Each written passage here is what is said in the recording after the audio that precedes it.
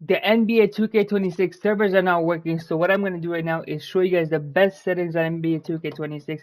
I have not changed anything yet except for turning on the main menu music. So I'm going to go ahead and show you guys the best settings to use on NBA 2K26 to play like the best player, green more shots, get more better passes, get better defense, all of that stuff. Because I feel like people don't really pay attention to the settings on 2K because they think it's a sports game, but the settings actually make a huge difference. So first of all, for the actual settings over here, there isn't much here. This is like all MyCareer and offline stuff to change. I'll usually just turn this off after basket camera cuts for my if you want to play MyCareer because it just takes too much time out. Camera shake, I usually turn it off because I don't really like that. And then action replays, I leave it on occasion because it's fun, but you can also turn it off to never because there's no point in that. Stuff like this doesn't really matter because this is all offline stuff except for over here. Motion blur, I can't I like the amount of people that play with motion blur on 2K is actually so frustrating. Turn this up, okay? Motion blur literally just makes the gameplay not look good because there's like a little blur when you're moving around. It makes some people feel sick. It's just not a good thing to have on. It gives you a competitive disadvantage because you can't really see the stuff as fluidly. It's just you always want to have your motion blur at 0. So turn this all the way off. Um, Short press and hold. I don't even know what this is, but we're not gonna do that. Favorite team, you could add your favorite team if you want. I don't really care for that. None of this stuff really matters. Audio is usually pretty loud, but if you want to keep it high, you can. If you don't have to. Crossplay, you keep it on, but if you start lagging, if you start dropping frames middle of the game, but you don't usually lag, turn this off. But I usually recommend playing with it on because it's fun like, playing against Xbox players. But you could turn this off if you start to lag. Now over here is the fun stuff where you go to the controller settings. Shot timing. Um, we're gonna keep this on. I recommend keeping your shot timing on, your shot meter on in the beginning, maybe for your first couple of games. Then later on, obviously turn it off because it gives you a way bigger boost. So I recommend starting with it off on, learn your jump shot a little bit, then turn it off, and then that'll be way better. Layup timing on. I don't think like turning this off, although it does give you a boost, yeah, I just don't think it's smart because you do have to time layups. It does say if you turn it off, it'll be based off of real player percentage, but on online games, it will not be. You still have to time it yourself. So, and I think it's really hard to do that. So I'll keep it on. Free throws is green or miss from now on. So just keep that in the back of your mind for online game modes, right? For pro and rec. I'll keep it on because I don't really want to learn my free throw jump shot. I think you can green it with the window. I think it's easier, so I'll keep it on. If you want to keep it turned off, you can. But I recommend keeping it on. Visual cue. I play with push every year, so that's the same thing I'm gonna do again. I'm gonna play on push.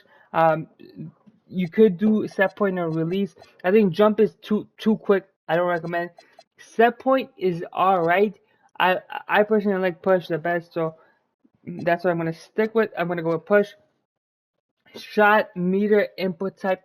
So this is if you only shoot with the square button, do shot button only. So then you don't accidentally shoot with your right stick, okay? If you only shoot with the button, but if you do use rhythm shooting, keep it on all, obviously. Yeah. So this is one thing I would recommend. If you shoot with button only, go to shot button only. But if you don't, keep it on all. Pro stick function, we're obviously gonna do default. You want to be able to shoot with it and you want to be able to dribble with it. Again, if you don't shoot with your right stick or you don't dunk with your right stick, you could put it to dribble moves only. But I recommend keep it on default so you can at least dunk with your right stick if you're not gonna shoot with it. This pro stick orientation, always keep it on absolute. Never play on camera relative. Never change this. This is the most important setting right here. Okay, passive dribble hand switches.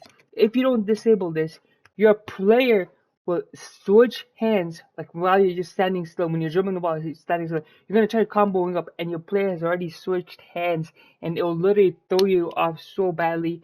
You will miss. You wouldn't be able to combo up the way you want to because your player literally just switched mid mid possession while you were trying to combo up before you start combo up, and you couldn't do anything about it because you just switched it up and it will mess up your combo. So make sure you disable this for sure. Okay, disabled. Now for passing, okay? Skip pass enabled, sure. Icon passing a default, sure. Icon lead passing on. Over here, okay, this is the part. Passing, pass target profile. It usually comes in default. I recommend playing on openness, okay? And when you do openness instead of default, what it does is just passes to the person who's the most open. It literally will pass it to the person who is the most open. Passing logic will lean towards open teammates, factoring left stick direction and distance slightly less.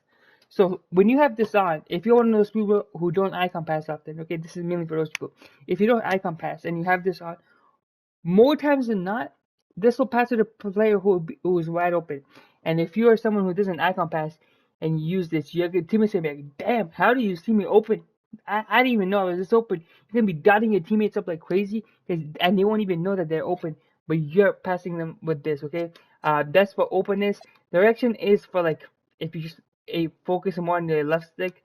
I recommend just playing on open or default. I would just play on open and in shadow icon pass. If not, if you forget the icon pass, having an openness does bail you out quite a good amount of times. Now none of this stuff matters. Pro stick pass tag. I mean, there's one other thing you could do. You could just put this all the way up to, and if you just want to rely completely on 2K and not on your left stick, it's like if you want to really focus on the openness, you could do this as well, right? Like if you really wanted to. But I don't know if I recommend this. I've never tried it.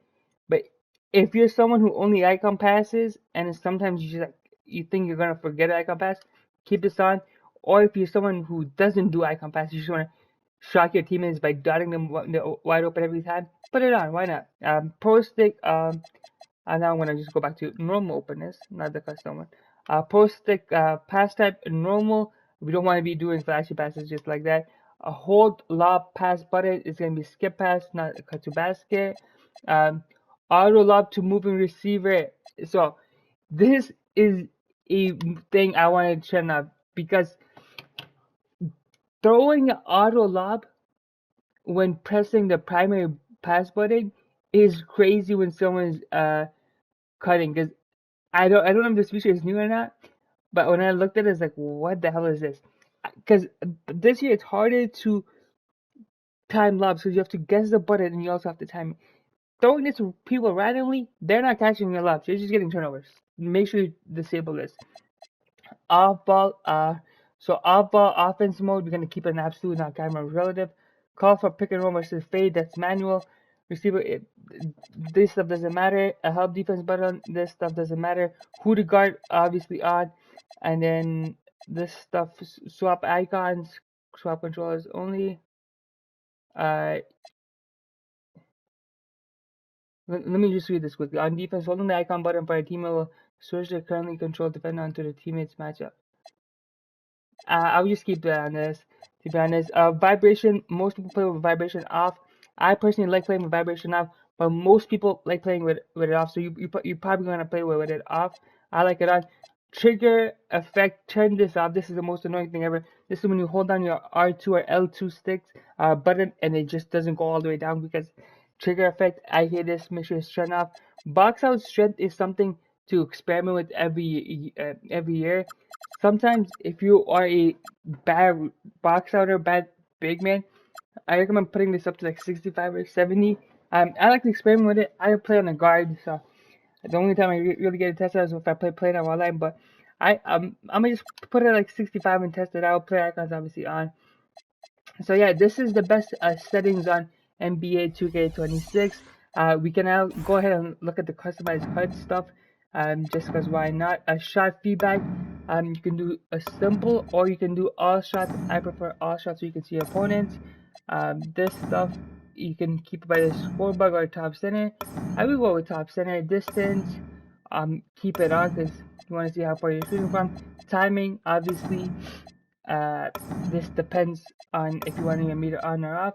I recommend keeping it on for now, but turn it off later on. And nothing else here really matters. Rebound indicator obviously on. This stuff, just kind of all preference stuff, nothing that actually changes the gameplay. So yeah, this is the best controller setting video on YouTube for NBA 2K26. If you guys did like this video, please make sure to leave a like, comment what you want to see next, and there's a playlist on how-tos on NBA 2K26 on my channel, so go ahead and check it out. There's a bunch of tutorials that can help you out. And other than that, it's been your boy Skillzy, and I'm out. Peace out, everybody.